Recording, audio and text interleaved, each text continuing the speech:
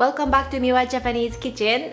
My morning often starts with the rice bowl and soup, and today I'm going to show you two rice bowls which is a perfect for a potluck and a bento box on this holiday season. One is a popular one and the other one is my original, and especially the second one is a vegan, so my vegan friends, stay tuned. It's so tasty. Let's get started. For the first step, we are going to prepare the rice. I'm using sticky sushi rice. After rinse it, soak them for at least 1.5 hours. Drain and add the rice into the pot. Add equal parts of water, then cook and steam it for about 25 minutes. I promise to make a separate video about how to make a rice in the future, but for now, please watch the breakfast video for more detailed tutorial. I'll link it on the box below, and also all the recipes are on my web. Again, link can be found on the box.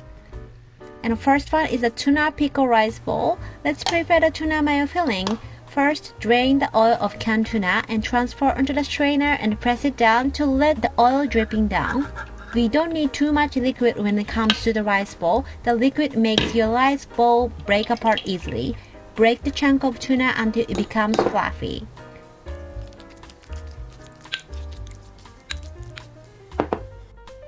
Next, chop cucumber pickle. Any pickle with crunchy texture go with this tuna mayo rice bowl. I just like to have some crunchy bite together with the fluffy tuna for the filling. Of course, you can always leave the pickle out.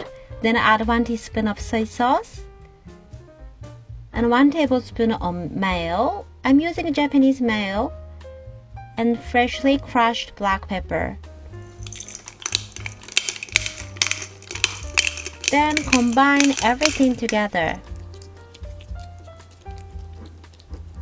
Add chopped pickle, mix all together, and I save some tuna mayo mixture without pickle just in case my kids don't take one.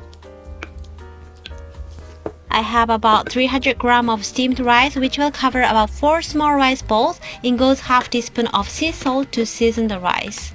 You can also sprinkle some salt when you shape a rice bowl, but I found by pre-mixing it, you can season the rice equally. If your steamed rice is already cold, you want to warm up your rice bowl before making a rice bowl. It doesn't have to be steaming hot. However, a little bit of steam will help the rice to bind each other.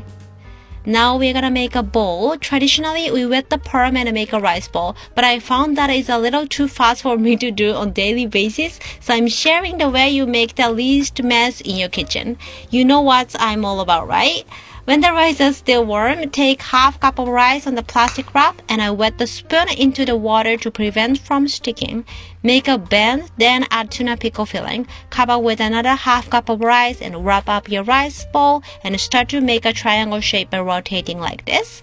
You don't want to squeeze it too much, otherwise the rice grain will be mushed and become too sticky and tough. You can gently press and keep rotate for 3 to 5 times or until all the rice tie each other and hold the structure. Let me also try using the rice bowl gadget. This is my first time using this. I heard a good reputation from my mom friends. The same process, layer the rice and the tuna filling as we've done and put the cover, then open. The rice bowl should come out with the perfect triangle shape. Let's see how it turns out. Wow, it actually looks better than the first one. This is gonna be a fun activity with kids. Okay, the next one is a miso eggplant basil rice bowl. First, we make a miso eggplant. I'm using Asian eggplant, which is a lot smaller than the one you normally find in Western country. Wash and cut into small chunks. If you cut eggplant too big, it's gonna be harder to make a triangle shape since the eggplant keep coming off from the rice.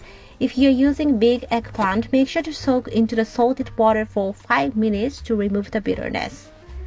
Grab some basil and pile up, then roll. Shred them thinly. Reserve some for garnish. This is a small hack. If you are cutting anything thin, such as like lettuce or basil, it's better to stack up and roll. The Italian basil works well in this recipe.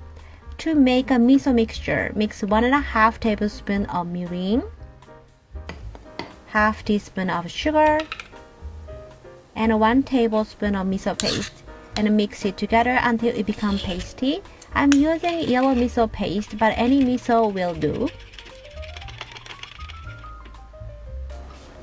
heat olive oil over mid-heat.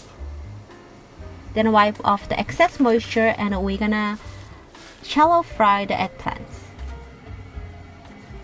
Cook them over mid-heat until the eggplant starts to sweat and become lightly browned, which should take you about 5 minutes. We want the eggplant to be completely cooked through before you add the miso mixture. If you squeeze with a chopstick, then you feel squishy. At this point, reduce the heat to minimum, then in goes miso mixture. Soon after you add the miso mixture, it starts to splatter on you, so you may need the lid next to you. Make sure to keep the low heat since it does get burnt easily. Let it cook away until almost all the liquid is evaporated, which will take you another 1 to 2 minutes. And transfer onto the plate and set it aside.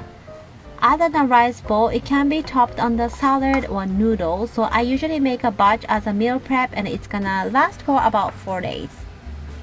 In a bowl, I have about 150 grams of steamed rice and 1 tablespoon of grounded sesame seed and miso eggplant. And in goes chopped basil. Combine them well. Don't worry if you mash the eggplant, the liquid will be absorbed by rice, and it's so flavorful.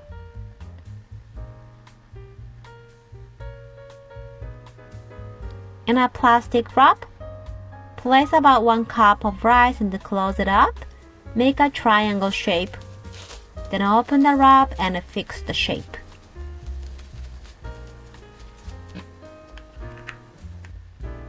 And of course, you can also use a rice bowl gadget for this one as well.